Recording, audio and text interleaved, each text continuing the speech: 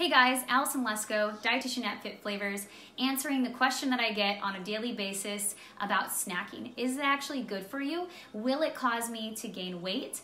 So what should we do about snacking? The answer to that really is, it depends. If you're being mindless and you're being emotional when you're snacking, that is not going to benefit your health.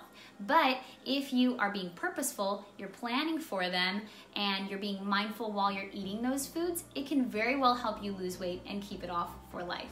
Some of the big tips to actually healthy snacking are to first make sure that you're having a balanced snack. By that I mean you don't have to expect to have carbs, proteins, and fats at every single snack, but a good rule of thumb is to have two. So if you're having an apple, pair it with some peanut butter. If you're having Greek yogurt, add a bit of berries or maybe some nuts. If you're making a smoothie, go ahead and add and fortify it with some protein. So doing that.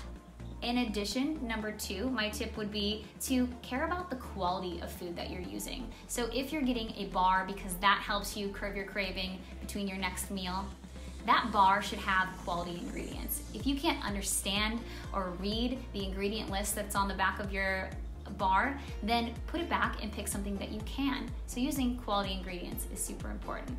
And then lastly, you want to understand your portions. You want to consider those factors when you are inputting snacks within your day. So you might need to have a little bit less calories at your meals, but ultimately that snack is allowing you to feel like you can control that mealtime when it does occur. So making sure that you're eating balanced snacks, using good quality ingredients, and making sure that the quantity is appropriate for your life.